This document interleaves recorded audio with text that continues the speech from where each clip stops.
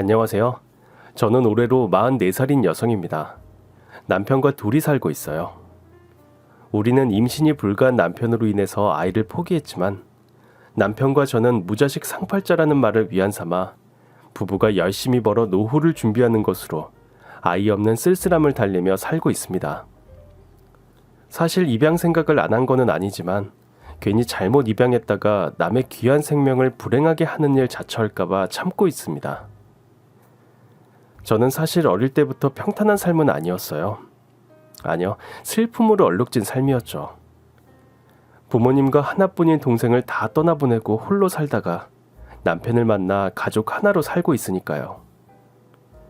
제가 7살 때 내년이면 학교 들어간다고 설레이고 있을 때 트럭에다가 야채를 담아 동네 골목 굽이굽이 다니며 야채 행상을 하시던 부모님이 먼 시골 배추밭에 김장철을 앞두고 직접 배추밭을 계약하러 가셨다가 밤늦은 시간 국도에서 교통사고가 나셔서 한꺼번에 세상을 떠나셨어요.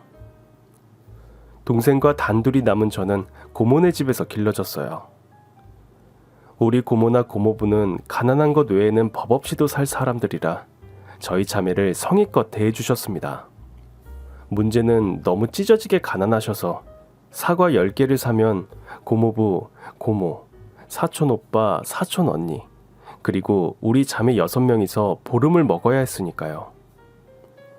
저는 그때 사과는 세상에서 가장 귀한 음식인 줄 알고 살았고 가난한 사람들에게 과일은 사치라서 과일을 제대로 못 먹고 자란 탓에 그 원한이 사무쳐 지금 과일 카페를 하고 운영하고 있는지도 모르겠습니다.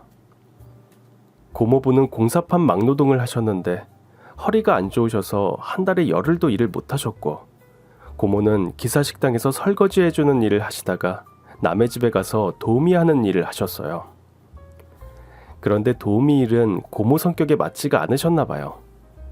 기사식당에서 설거지하는 일은 많은 사람들과 더불어 하는 일이기 때문에 그나마 즐겁게 할 수가 있었으니 그 일을 택하셨겠죠.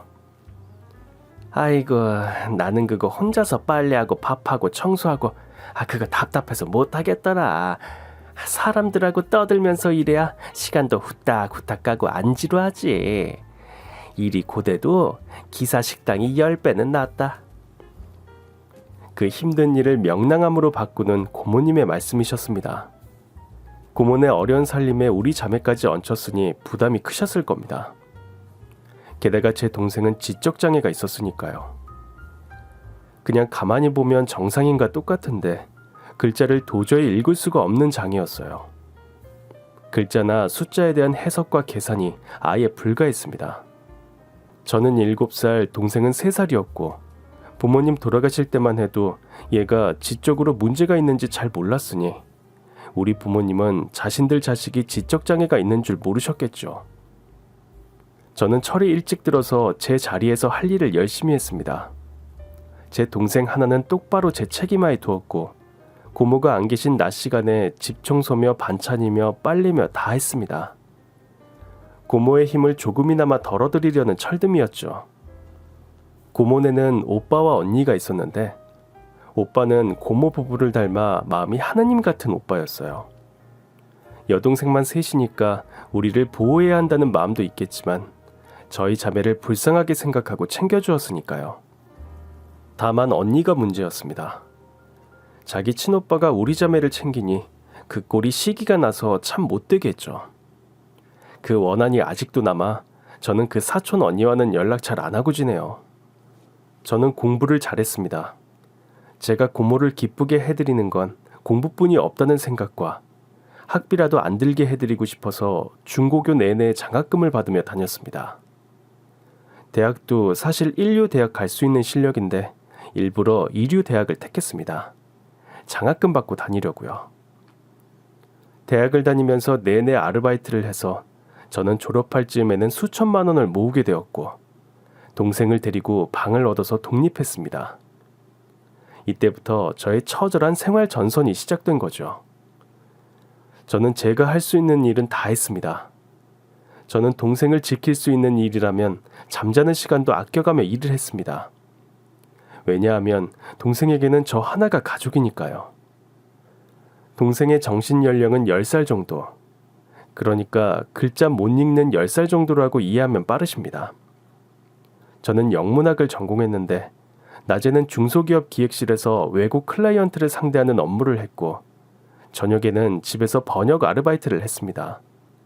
문학 서적을 주로 맡아서 했어요. 대학 때 교수님 소개로 시작한 일이었는데 본업보다 부업으로 돈을 더 벌 정도였으니까요. 참으로 저는 그해 겨울을 아직도 잊지 못합니다. 동생은 어릴 때부터 귤을 좋아했거든요. 처음 독립해서 집 앞 슈퍼에서 귤 한 번 살 때마다 귤 10개를 담아서 2,000원 주고 들어오던 그 추운 겨울날. 돈이 좀 여유가 있으면 호빵 4개를 사들고 들어오던 그 겨울날. 귤을 사오면 동생은 하루에 2개, 아침에 1개, 저녁에 1개.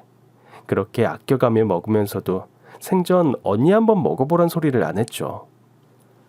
하루는 섭섭해서 물어봤습니다. 지은아, 너는 그 맛있는 귤을 언니 한번 먹어보란 소리를 안 하니? 했더니 언니, 엄마 아빠 있는 곳에도 귤 있어? 하는 겁니다. 왜 그런 걸 묻냐고 했더니 이렇게 맛있는 과일을 엄마 아빠도 먹었으면 좋겠으니까 하는 겁니다. 저는 귤이 그렇게 좋으냐고 했더니 언니보다 귤이 더 좋다고 대답을 하더군요. 귤하고 호빵만 있으면 한겨울이 심심하지 않고 즐겁다던 내 동생. 귤과 호빵하면 자다가도 벌떡 일어나던 내 동생 지은이. 지은이는 인형놀이를 할 때도 꼭 엄마 아빠 아기 놀이를 하더라고요. 지적 수준은 10살이라도 엄마 아빠 아기가 소중한 가족이란 거는 직감으로 알고 있는 겁니다. 월급을 타고 보너스 돈까지 들어오는 달은 동생의 인형들을 새로 사주었습니다. 저 없는 집에서 종일토록 놀게요. 동생과 둘이 살던 원룸은 4층짜리 건물에 원룸이 24호실 들어가 있는 건물이었어요. 건물 주인은 5층 전체가 한 집으로 되어 있는 곳에서 살았는데 젊은 부부가 주인이었어요. 부인은 늘 파리한 얼굴에 빼짝 말라서 힘이 하나도 없이 다녔고 남편이란 작자는 기운이 펄펄 넘쳐 보이는 덩치도 산만한 사람이었습니다. 저는 왠지 그 부부가 보기 거북하더라고요. 남편한테 늘 치여 사는 느낌이 드는 와이프 보는 건 더 싫었고요. 어쨌든 그런 것보다 저는 돈이 모이면 빨리 방 2칸짜리 다세대 주택으로 옮기는 게 꿈이었고 고몬에서 분가한 지 4년 만에 드디어 방 2칸짜리 빌라로 옮겼습니다. 게다가 전세가 아니라 우리 집이었어요. 19평이었는데 저는 우리 집이 꼭 궁전 같았습니다. 정말 악착같이 벌어서 모은 제 돈으로 산 집이었습니다. 서울 외곽이면 어떤가요? 우리 집인데요. 그 누구에게도 월세 낼 필요 없는 내 집이요. 저는 이제부터는 동생을 위해 돈을 모으리라 다시 한번 다짐하면서 아르바이트 일거리를 주는 출판사에 과일을 잔뜩 사들고 가서 부탁을 했습니다. 앞으로 일을 더 달라고요. 주간님 아셨죠? 저 마감 어기는 일 없잖아요. 다른 번역가에게 갈 일도 제게 달라고요. 제가 돈을 모아야 해서요. 이사하고 2주인가 지나서 그해 초봄. 끝물인 호빵 기계에서 도는 김나는 호빵을 사들고 들어갔습니다. 지은아, 너 이거 먹어도 실컷 먹어. 이제 이거 끝으로 또 여름, 가을 지나야 먹을 수 있으니까. 당연히 죽자 사자 달려들어야 할 동생은 호빵을 보더니 외면을 하는 거예요. 왜 저러나 싶어서 호빵을 앞에 디밀었더니 뜨뜻한 김 냄새를 맡던 동생이 갑자기 구역질을 하는 거였어요. 그러더니 그 자리에서 초록물을 개워 올리더라고요. 아침에 해둔 부추전을 낮에 먹었는지 부추전 비슷한 게 나오더라고요. 구역질을 처음 해보니 화장실로 달려가야 하는 걸 모르는 동생은 방바닥에 하는 겁니다. 저는 깜짝 놀랐어요. 부추전 먹은 게 단단히 체했구나 싶어서요. 양 엄지랑 발가락 2개를 바늘로 콕 따준 후 부랴부랴 소화제를 챙겨서 억지로 먹이고 보리물을 끓여 저녁 내내 먹으라고 머리맡에 두었습니다. 1모금 2모금씩 천천히 마셔. 언니 봐봐 언니. 이렇게 천천히 삼키지? 밤새 이 보리물 마시면 배 아픈 거 사라져. 문제는 다음날부터 동생이 도통 먹지를 않더라고요. 음식 냄새만 맡아도 헛구역질을 하는데 저는 애가 뭘 잘못 먹었기에 이러지? 단단히 체했구나 싶어서 병원을 데리고 갔습니다. 그런데 청천벽력, 가정의학과에서 산부인과를 가보라고 하는 거예요. 저는 다리가 다 떨리고 손가락까지 떨렸습니다. 동생이 혹시 그 증상인가? 그게 걱정이 되는 게 아니라 순간 누구라도 잡아 죽이고 싶은 핏빛 복수 같은 마음. 어떤 나쁜 놈이 언제 누가 그랬지? 그 생각이 계속 머릿속에서 회전을 하는 거였어요. 상대도 알지 못하면서 그 누구라도 남자라면 다 족족이 죽이고 싶은 세상에 대한 원망. 산부인과에서는 역시 임신 8주차를 말하더군요. 저는 그날 동생을 데리고 과일 판매대 앞에서 동생이 집어 올리는 과일을 다 샀습니다. 그리고 마트 진열대에서 곳곳에서 동생이 카트에 담는 먹을거리는 다 샀습니다. 동생은 해물 코너에서 해삼하고 멍게를 가리키더군요. 저거는 먹어본 적도 없는 건데 왜 저걸 찾나 싶은 마음이 드니까 가슴이 찢어지는 것 같았습니다. 그냥 인간 본능이었겠죠. 집에 돌아와 동생이 미친 듯이 먹어 제끼는 걸 바라보고 동생이 배가 불러 기분이 좋아져 있는 틈을 타서 조용히 다가 앉았습니다. 등을 쓰다듬으면서 나지막히 물었죠. 지은아, 어떤 남자가 널 만졌어? 누구야? 기억해? 언니한테 말해줘봐. 가서 고맙다고 하게. 우리 지은이 이렇게 맛있게 먹게 해준 거 그 남자니까 고맙다고 말하게. 동생은 대답이 없더군요. 다시 다정하게 다독였습니다. 지은아, 그 사람 남자잖아. 그치? 수염난 남자야? 응? 누구야? 혹시 지은이가 좋아하는 사람이야? 그때서야 동생은 고개를 끄덕이더군요. 나 그 아저씨 사랑해. 저는 목구멍에서 울컥하는 게 올라오더군요. 그렇구나. 사랑하는구나. 누구야? 잘생겼어? 동생은 다른 말 하지 않고 나 사랑해 하는 거예요. 그렇게 한 30분을 말을 주고받아도 대답은 나오지 않았습니다. 이렇게 자꾸 묻는 것도 동생을 괴롭히는 일이란 생각에 저는 동생을 가만히 두기로 했습니다. 나흘 후 저는 동생을 데리고 산부인과를 갔습니다. 동생은 산부인과 간판을 보더니 발작적으로 뒤로 물러나더군요. 글자도 못 읽는 동생이요. 저는 아무 말 없이 동생 손을 꼭 쥐고 산부인과 로비로 들어섰어요. 동생에게 아이를 낳게 할 수는 없었습니다. 무엇보다 저는 다른 생각 없었어요. 진통의 그 고통을 동생에게 겪게 하는 건 할 수 없었으니까요. 제 동생은 22살에 불과했습니다. 아직 제게는 아기 같았습니다. 동생은 1층에 들어서자마자 뒤돌아서 밖으로 뛰쳐나가더군요. 저는 동생을 달랬습니다. 지은아, 잠깐 아프면 너 평생토록 아플 일 없어. 지금 마취 주사 맞으면 나중에 하나도 안 아파. 그러니까 주사 맞으러 가자. 언니, 나 사랑해. 나 아기 사랑해. 내 아기 사랑해. 엄마, 아빠, 아기. 셋이서 살 거야, 셋이서. 아기는 엄마, 아빠 거야. 내 거야. 언니, 이거 아기 죽이는 거지. 도대체 이걸 이해가 어떻게 알았을까요? 이 자연의 법칙과 순리를 어떻게 알았을까요? 제 동생은 아빠, 엄마, 아기 이 단어에 집착하던 아이였으니까요. 인형놀이를 해도 꼭 엄마, 아빠, 아기 이렇게 놀았으니까요. 언니는 없어도 엄마, 아빠는 꼭 만들었으니까요. 아무리 별말로 다 달래도 진료실에 안 들어가려는 아이를 무턱대고 밀어 넣을 수는 없었어요. 제가 동생을 위한다지만 결론적으로 동생의 몸은 동생 것이니까요. 동생은 이미 성인이니까요. 정신은 10살이라도 몸은 성인이고 성인 대우를 해줘야 하니까요. 저는 우선 집에 가서 다시 달래기로 했습니다. 집에와 저는 내내 동생을 달랬어요. 이 아기를 낳으면 너는 많이 아플 거라고요. 몸도 마음도 아프고 너만 아픈 게 아니라 아기도 아플 수가 있다고요.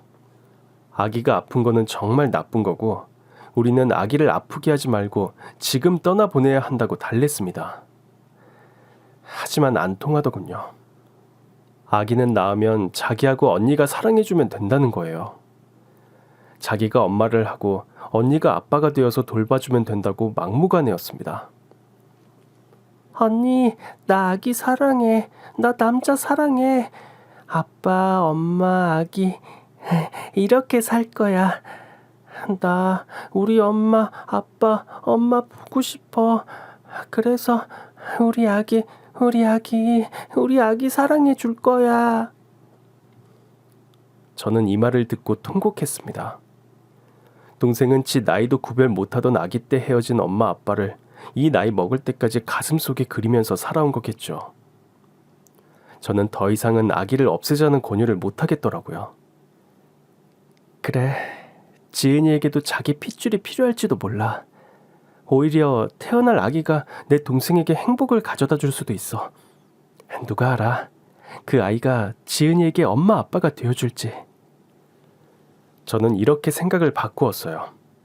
오히려 태어날 아기가 우리 자매에게 꿈과 희망이 되어줄 수도 있고 또한 우리 핏줄이 하나 더 늘고 우리는 둘에서 셋이 되는 거니까요. 이렇게 생각을 바꾸니 저도 오히려 제 동생 뱃속에 있는 아기에게 사랑이 생기는 겁니다. 저는 그런 마음으로 바꾸고 일을 더 악착같이 했어요. 정말 일에 치여 산다고 해도 좋을 정도였고 회사를 퇴사했습니다. 저는 번역일만으로도 충분히 먹고 살만하게 이름이 알려졌어요. 사실 문학 번역보다는 관공서 일을 맡는 게 돈이 더 컸습니다. 저는 영문학 번역은 취미로 돌리고 관공서 일을 주로 했습니다. 그리고 이건 잠깐 제 자랑을 적겠어요. 너무 동생 이야기만 적다 보니 제 이야기도 잠깐 하고 싶어져서요. 그때 이미 영문학 번역에서 저를 따라올 사람은 제 또래에는 없었어요. 30대 초반에서는 제가 탑이었죠. 물론 이건 제 자랑입니다. 저는 워낙에 어릴 때부터 소설이나 시 읽기를 즐겨했고 문학을 가까이 했으니까요.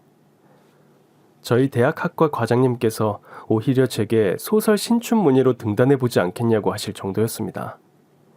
하지만 소설로 돈을 많이 벌기는 힘들죠. 저는 그래서 회사에 입사를 했던 거고요. 달이 차서 동생은 순산을 했습니다. 제가 워낙에 영양식으로만 쏙쏙 골라서 동생을 잘 먹여서 아기가 보통 신생아보다 컸지만 잘 먹인 만큼 동생도 아기도 건강했어요. 우리가 바라던 대로 딸이었습니다. 아기는 제 생각 이상으로 제가 기도하던 바 이상으로 총명했습니다. 어디서 이런 아기가 하늘에서 떨어졌을까 싶어 또래 돌 아이보다 유난히 눈도 맑고 똘망했고 우선 사람을 제대로 알아보는 게 그렇게 신기하더군요. 저는 일하는 재미, 아기 바라보는 재미에 빠져 살았을 정도니까요. 두 돌이 지나자 아기는 우리 집의 꽃이었습니다. 아기 없는 세상은 상상도 할 수 없었으니까요. 유모차에 태워 동네에 데리고 나가면 할머니들 중에 아기 한번 들여다보고 가는 분이 없었어요. 동네 귀염둥이였죠. 저는 빨리 돈을 모아 우리 아기에게 좋은 아파트에서 살게 해주고 싶었습니다. 왜 곁을 빨리 떠나야 하는 아기일수록 유난히 정을 붙게 한다는 옛말이 있죠. 우리 조카가 그랬어요. 사람으로 하여금 정을 쏟아붓게 하는 그 특유의 귀여움과 사랑스러움. 제 동생은 자기 딸이 태어난 후부터 어른스러운 면까지 갖추게 되었어요. 지적장애가 있는 애가 어쩌면 분유 먹일 때, 기저귀 갈 때, 목욕시킬 때, 재울 때를 다람쥐 쳇바퀴 돌듯 정확하게도 또한 완벽하게 해내는지, 우리 조카가 신경질 한번 발악 한번 울지도 않고 자란 게 아마도 제 동생의 철저한 보살핌 때문인지도 모르겠습니다.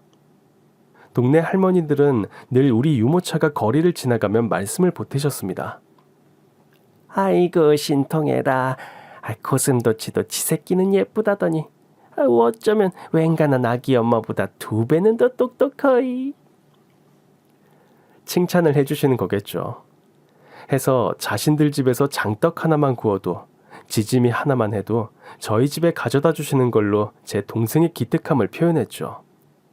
우리 동네는 있는 사람들이 사는 동네가 아니라 중산층보다 약간 못한 사람들이 사는 동네였거든요. 그런 사람들이 사람같이 살았습니다. 노동으로 먹고 사는 사람들이 더 사람같이 정을 나누며 그렇게 산다는 걸 저는 알아요. 하루는 제가 핸드폰을 낮에 분실한 상태에서 번역일 때문에 미팅을 나간 사이에 아기가 고열이 나서 아팠거든요. 그때 1층에 사는 택시 운전하시는 할아버지가 그날 저녁 벌이도 때려치우고 우리 동생과 아기를 병원에 데리고 가주고 계산까지 자신들이 다 해준 일도 있었습니다. 우리는 그 동네에서 행복했죠. 그러나 아기가 새 돌이 되어갈 무렵 어느 날이었어요. 그날은 제가 제게 일을 주는 출판사 직원들하고 아마 야유회를 갔을 겁니다. 한참 밥을 먹고 있는데 1층에 사시는 그 택시 운전하시는 할아버지의 아내, 할머니가 숨이 턱이 되셔서 전화를 해오셨어요. 아유, 효진이 뭐 지금 빨리 오셔야겠어. 빨리. 효진이 뺏기게 생겼어. 응? 빨리 오라고. 이게 무슨 소리인가 식겁해서 차분히 말씀을 하시라고 했더니 지금 이래저래 말할 때가 아니라고. 와서 보라고. 웬 불안당같이 덩치 큰 놈이 와서 효진이 엄마를 때리고 효진이 데리고 가겠다고 개발광을 하고 있어. 저는 우선 경찰에 신고를 해두고 상황을 정지시키라고 부탁드린 다음에 택시를 타고 집으로 가면서 계속 경찰에 전화를 했습니다. 집에 가보니 빌라 1층 입구에서 난리가 났더군요. 그런데 세상에, 거기 있는 인간은 원룸 건물주 남자였습니다. 30몇 년새에 더 쪄가지고 흉하게 나이 먹어가고 있는 그 남자가 효진이를 안고 있고 제 동생은 그 옆에서 입가에 피가 맺혀 서 있는데 저는 눈이 뒤집히는 줄 알았어요. 1층 할머니가 얼씨구나 제게 와서 하는 말이 아이고, 효진이 엄마가 얼마나 좋아하는지 저 남자 보고 아저씨 하면서 달려들어 껴안고 그래서 나는 효진이 아빠인 줄 알아버렸지. 그래서 저 남자가 효진이네 모녀를 데려온 줄 알고 나도 덩달아 좋아서 막 신이 났었다니까. 그런데 같이 집으로 뛰어들어가서 보니까 상황이 그게 아닌 게야. 이 남자는 아이만 떼어안고 도망가려고 하고 효진이 엄마는 그것도 모르고 가방에 옷을 집어넣고 따라가려고 들러붙은 거지. 아이고, 내가 다 눈물이 나서 여자는 따라가려고 들러붙고 저 산적 같은 놈은 여자 얼굴을 주먹으로 때리면서까지 떼어놓으려고 하고 아휴, 세상에 어찌 될라고. 저런 말종 중에 말종이 다 있노. 저는 여기까지 듣고는 더 이상 들을 수가 없어서 소리를 꽥 질렀습니다. 할머니 그만하세요. 그러니까 효진이 아빠는 이 남자이고 이 남자는 어디선가 우리가 여기서 살고 있다는 소식을 듣고 아기 아빠가 자기로 추정되니까 와본 건데 자기 자식이 확실한 걸 알았던 거죠. 왜냐하면 효진이가 얼굴은 제 동생을 빼다 박았는데 두상하고 목선 가슴패기가 지 아빠랑 붕어빵으로 빼다 박았더군요. 그날 자세히 보니 자기가 몇 년 전에 제 동생에게 여러 차례에 걸쳐서 한 짓이 있고 또 아기가 있다는 소문이 들리고 아기 나이랑 자기가 하던 그 짓대랑 꼭 들어맞고 와서 보니 외상이 자기를 빼다 박았으니 자기 자식인 걸 확신하는 거죠. 게다가 제 동생이 그렇다고 인정을 하니까요. 지은이는 저 남자를 보고 계속 소리를 지르더군요. 신이 나서요. 얼굴까지 얻어맞고도 일편단심 한다는 말이 아저씨 사랑해. 나 아저씨랑 같이 살아. 나도 갈래. 에이씨, 이게 어디서 누굴 따라가겠다는 거야? 아기는 내 딸이니까 내가 데려갈 거고 넌 여기서 살던 대로 쭉 니네 언니랑 살면 돼. 저는 가로막았습니다. 누굴 어딜 데려가겠다는 건지 그렇게 할 수 있을 것 같은지 해보자고 가로막았습니다. 저는 무슨 일이 있어도 아기를 뺏기지 않겠다는 각오로 맞섰습니다. 아이고 그러셔? 그래 한번 해보자. 내 딸을 저런 사람 노릇도 못하는 인간 같지도 않는 거한테 맡길 것 같아? 세상에나 저렇게 사람을 코앞에다가 두고 자기 딸 낳은 사람한테, 그것도 지가 저렇게 여자 몸을 함부로 해서 만들어 놓은 상태에 어떻게 저런 개 말종 같은 말을 내뱉는지 저는 이 사람이 죽도록 싫었습니다. 옆에서 지켜보시던 1층 할머니가 울음을 터뜨리면서 아이고 세상에, 말종이 저런 말종이 다 있나. 저런 인간 백정 같은 게 저것도 사람이라고 인두껍을 쓰고 막말을 찌꺼리네.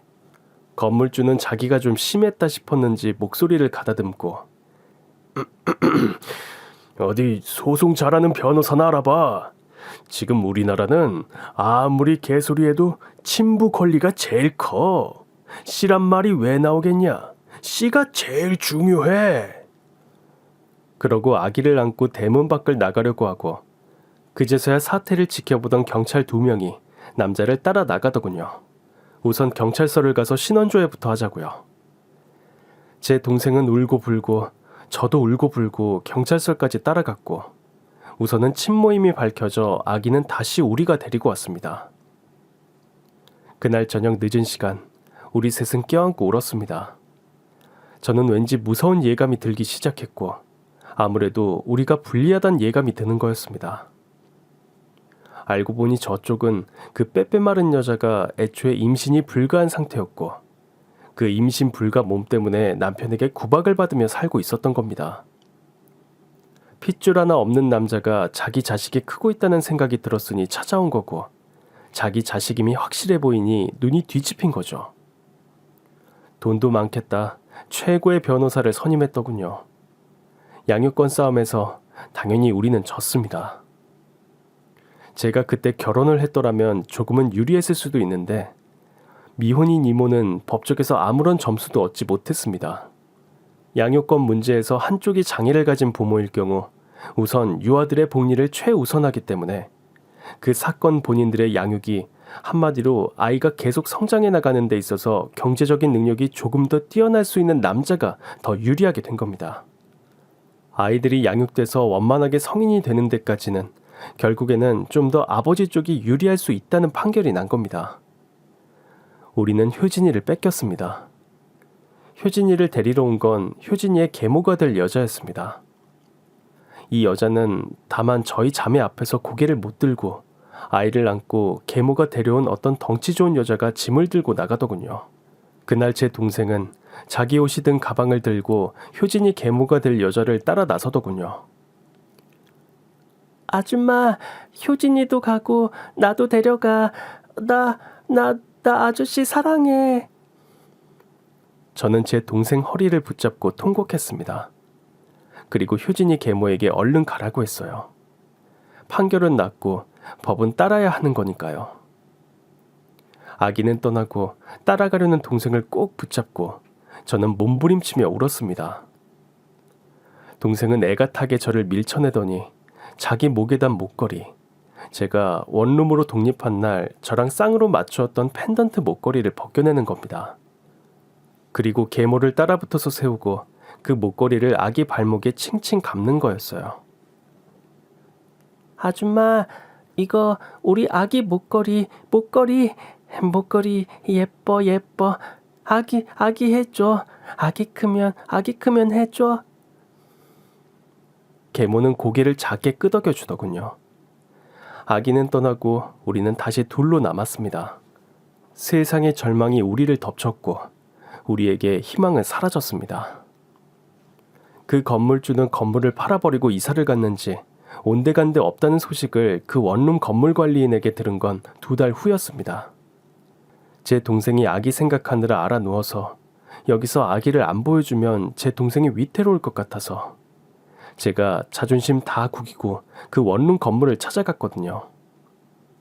하지만 결국 동생은 심화병을 앓다가 곡기를 끊고 자연사했습니다. 먹이려고 해보지 않았냐고요? 별짓을 다 했습니다. 입을 억지로 벌려서 미음을 넣고 이유식을 넣고 안 해본 짓 없습니다. 위로 뭘 넘기지 못하는데 사람이 어떻게 살겠나요? 병원에 입원을 밥 먹듯이 안 해본 짓 없습니다. 지은아, 먹어야 살지.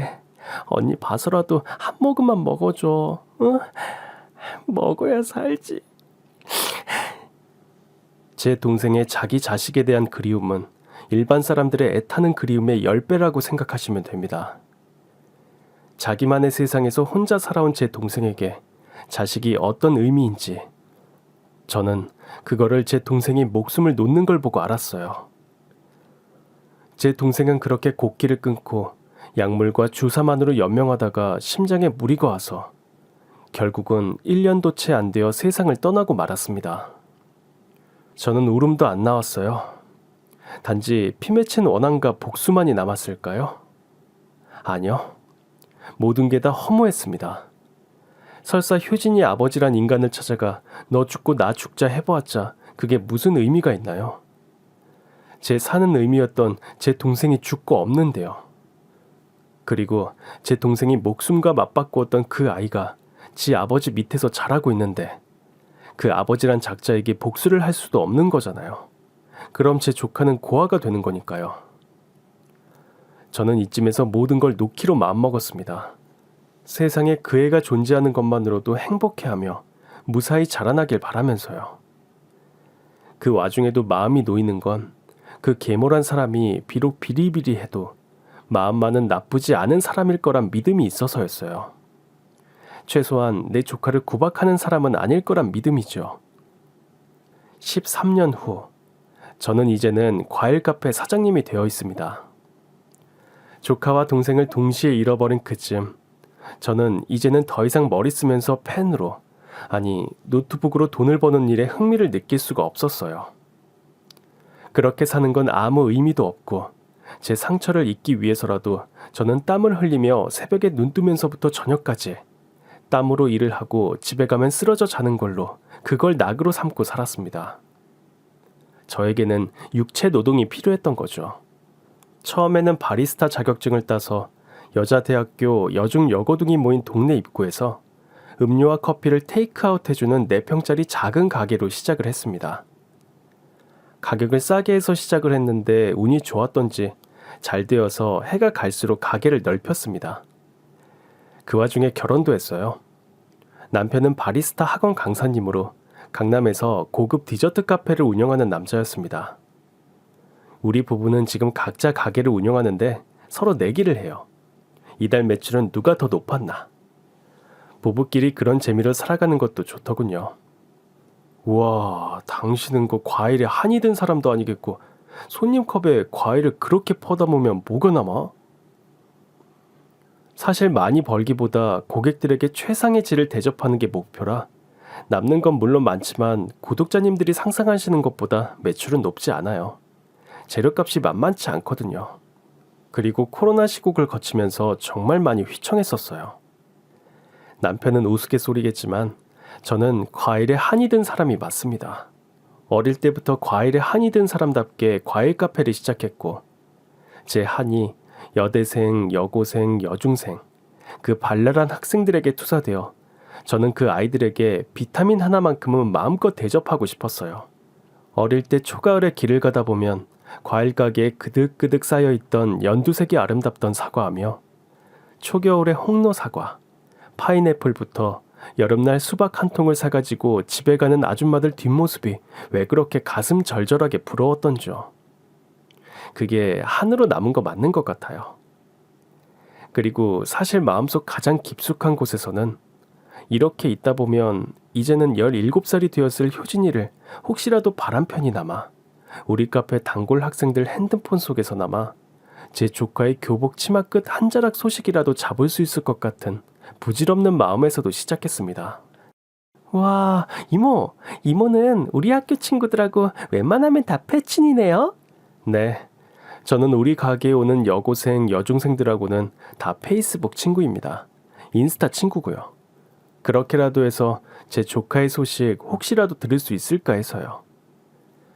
카페를 시작하고 단골도 많이 생기고 패친도 4,500명이 넘어가던 어느 봄날, 우리 가게에 새로 단골이 생겼습니다. 필리핀에서 살다가 한국에 들어온 지 얼마 안 되고 전학을 왔다는 이 학생은 늘 혼자 왔습니다. 어쩐지 외모가 우리 한국에서 자란 토종 여학생들하고는 틀리게 까무잡잡한 피부인데 한국 사람 맞고 필리핀에서 살다가 귀국한 지 얼마 안 돼서 피부가 까맣다네요. 그 애 우리 반인데 애가 친구는 잘 안 사귀는데 공부 잘하고 똑똑해요. 똑똑하고 공부를 잘한다니까 더 호감이 갔습니다. 부모가 한국 사람이라 집에서 한국말을 사용해서 말을 잘하는데 아무래도 약간 사고방식이 더 넓달까? 깊달까? 말을 한마디 해도 참으로 속 깊은 말을 하더군요. 유난히 귤 에이드하고 수박 에이드를 좋아하는 여학생은 종종 자기 엄마가 이모 카페 쿠키를 좋아한다며 하굣길에 들려서 쿠키도 자주 사가곤 하는 단골이자 큰 고객이라 저는 그 여학생에게 더 친절할 수밖에 없었어요. 장사하시는 분들은 이해를 하실 텐데 손님 중에도 유독 정이 가고 잘해주고 싶은 고객이 있게 마련이거든요. 하고 다니는 거는 되게 유복해 보이고 모자란 거 없어 보이는데 유난히 아이가 어딘가 고독해 보이는 게 제 마음을 끌었어요. 솔직히 말씀드리면 효진이도 어디선가 저 나이로 살고 있겠구나 싶어서 효진이 또래라서 더 마음이 갔죠. 무엇보다 피부가 까맣지만 않았다면 눈하고 입이 딱 제 동생하고 비슷했거든요. 그런데 코가 완전 틀렸어요. 효진이는 어릴 때도 지 엄마 코하고 똑같아서 귀엽게 납작했거든요. 필리핀에서 살다 들어왔다니까 저는 그저 제 조카 나이만으로도 그 여학생 미나가 마음에 들었습니다. 미나는 컴퓨터 활용 능력이 뛰어난 아이였어요. 제가 우리 카페 블로그를 만드느라 손님 없는 시간에 씨름하는 걸 보고는 한번 도와준 일이 있거든요. 애가 그 나이에 포토샵은 어디서 배워왔는지 아주 멋지게 제 블로그를 변형시켜 주더군요. 그래서 어떤 때는 블로그를 하다가 막히면 일부러 미나 올 때를 기다려 그 애에게 부탁을 하고는 했는데 애가 착하고 깊어서 싫은 내색 귀찮은 내색 한 번 안 하고 도와주더군요.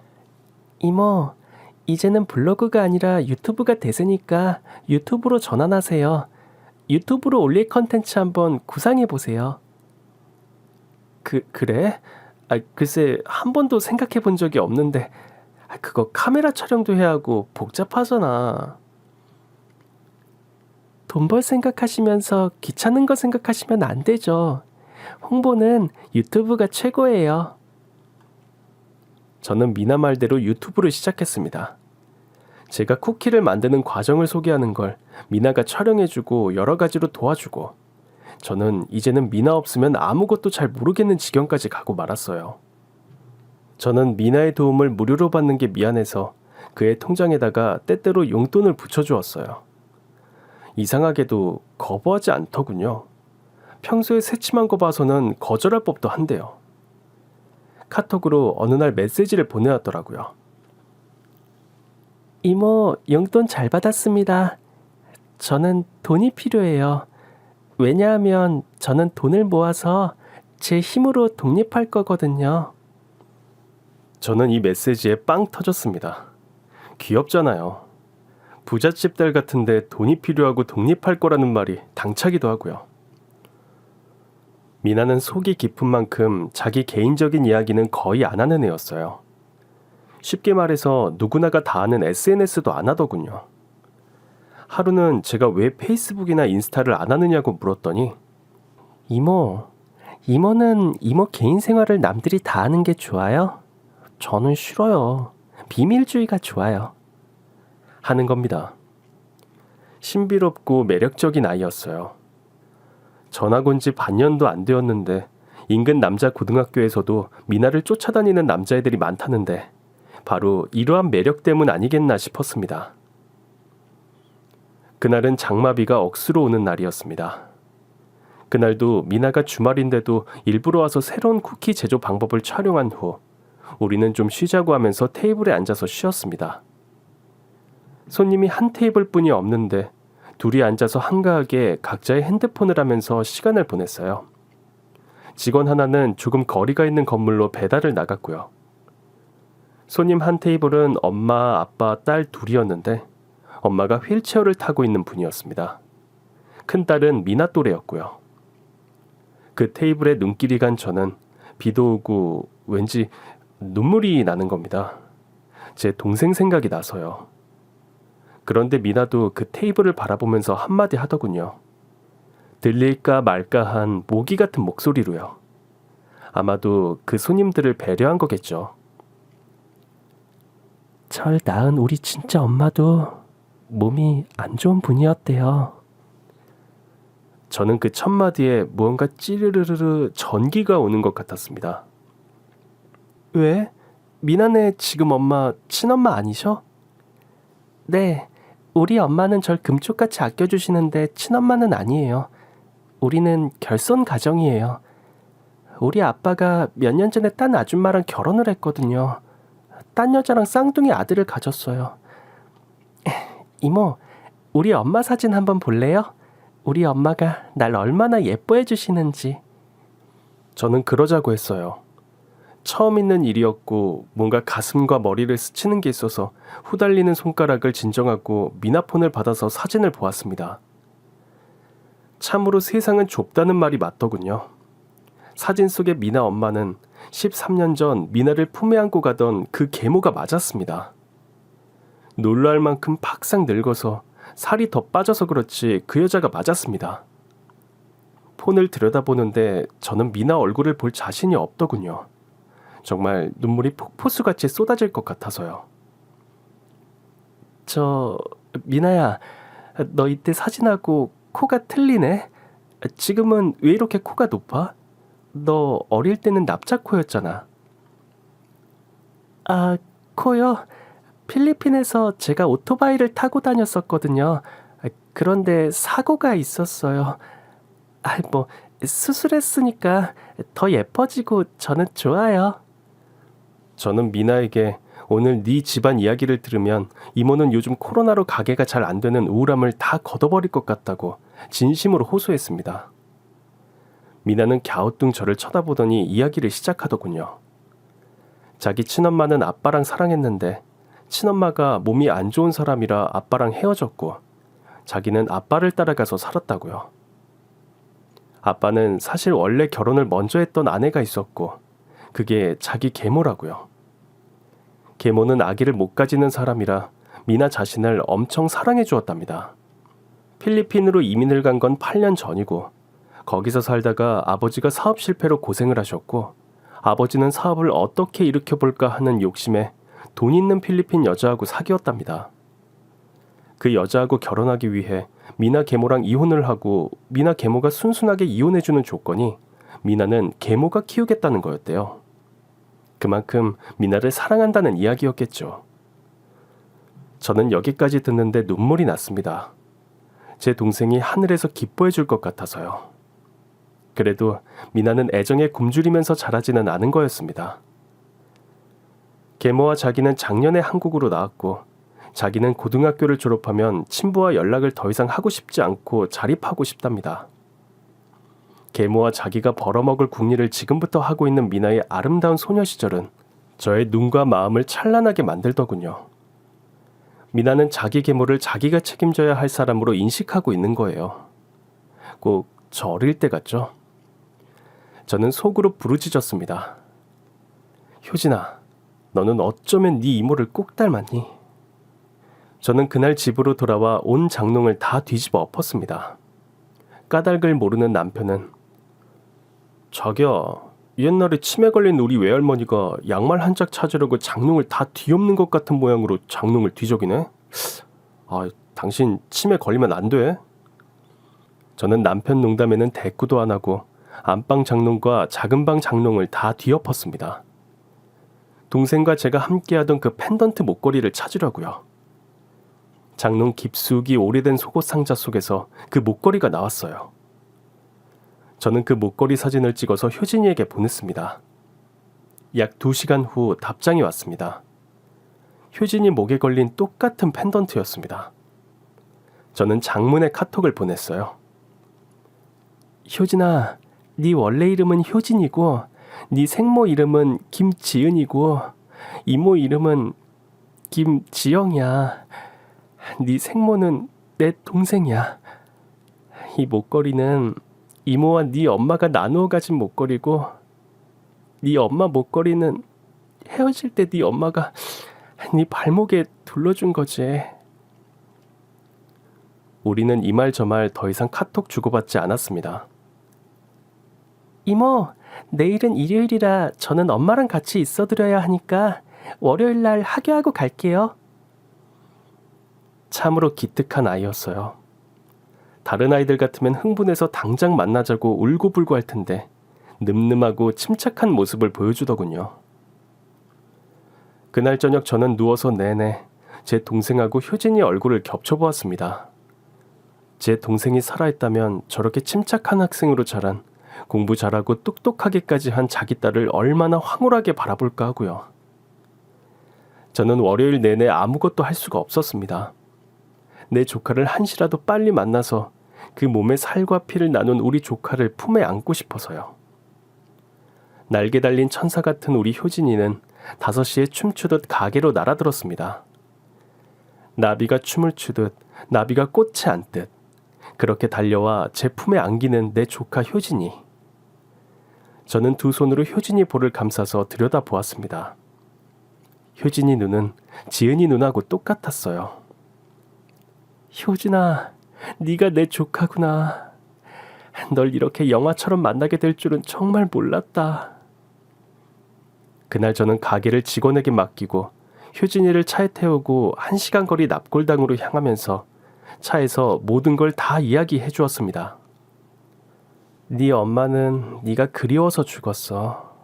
너를 보고 싶어서 죽은 거야.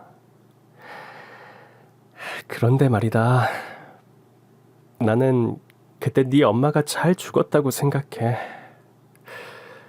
13년이나 그리워했을 생각하면 너무 끔찍하단다. 자유롭게 훨훨 날아갔지. 사실 이 세상은 네 엄마 같은 사람이 살기에는 너무 진창이거든. 효진이는 울지 않더군요. 이를 악물뿐이었습니다. 이 독하고 아름다운 애가 어디서 나타났는지 하늘에 감사하는 마음이 들었습니다. 어떻게 눈물 한 방울 안 흘리는지 말입니다. 납골당에 도착한 우리는 지은이에게 인사를 했고 효진이는 자기 엄마 사진을 한참을 바라보더군요. 그러더니 단 3마디를 뱉었습니다. 엄마, 안녕하세요. 많이 보고 싶었어요. 엄마, 사랑해요. 그리고 자기 엄마 사진에다가 입술을 한참을 대고 있더군요. 저는 세상에서 더 이상 바랄 게 없는 기분이었어요. 자기 목에 걸린 펜던트하고 제 목에 걸린 펜던트를 받아서 하나로 엮더군요. 그리고 칸 안에다가 다소곳이 넣었습니다. 효진이는 계모와 오피스텔에서 둘이 지내고 있었어요. 효진이가 이를 악물고 돈을 벌 생각을 할 수밖에 없겠더군요. 효진이 계모는 신장 기능이 안 좋아서 늘 투석을 받아야 했고 양육비로 받는 돈의 대부분을 투석받는 데 사용하는 모양이었습니다. 제가 지금까지 돈을 모은 것은 아마도 제 동생의 딸을 위해서 쓰라고 모았나 싶은 깨달음이 오더군요. 어차피 자식 없는 우리 부부, 입양까지 생각했었는데 입양을 하면 지금부터 아이 키우느라 고생해야 할 텐데 그런 것 없이 내 핏줄을 자식같이 생각하고 도와주기로 남편하고 의논이 되었습니다. 우리 부부는 저희 사는 빌라로 모녀를 데려왔어요. 처음에는 당연히 그 집 모녀가 싫다고 거절했죠. 그러나 계모의 몸은 날이 갈수록 쇠야해져 갔고 효진이 혼자서 자기 엄마를 보살피기에는 무리라는 생각이 들었습니다. 제 남편은 원래 천주교인데 신부님이 데려다가 예쁜 여자를 너무 좋아해 여자가 너무 좋아서 신부님이 못된 사람입니다. 그만큼 사람이 선하고 베풀기를 좋아한다는 뜻이죠. 제 아픈 과거 가족사를 이미 들어서 다 알고 있고 다른 사람도 아닌 제 친조카를 보살피자는데 거절할 사람이 아니거든요. 저희 빌라는 54평입니다.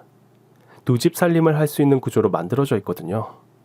결국 효진이 모녀는 우리 집으로 옮겨왔고 저희 보살핌 속에서 살다가 2달 전에 효진이 계모는 세상을 떠났습니다. 이모님을 믿고 떠날 수 있어서 다행이에요. 부디 우리 미나 잘 부탁합니다. 계모의 마지막 말이었습니다. 우리 부부는 지금은 효진이를 친딸처럼 의지하면서 삽니다. 제 남편하고 효진이의 케미가 어찌나 환상인지 어쩌면 자식 없는 우리 부부에게 지은이가 보내준 선물이 아닐까 합니다. 우리 부부는 자식이 없습니다. 그러나 우리 부부는 양자를 드릴 필요가 없어졌습니다. 왜냐하면 이렇게 예쁜 친딸 같은 딸이 저희에게 생겼으니까요. 그럼 지금까지 제 긴 사연 읽어주셔서 정말 감사합니다.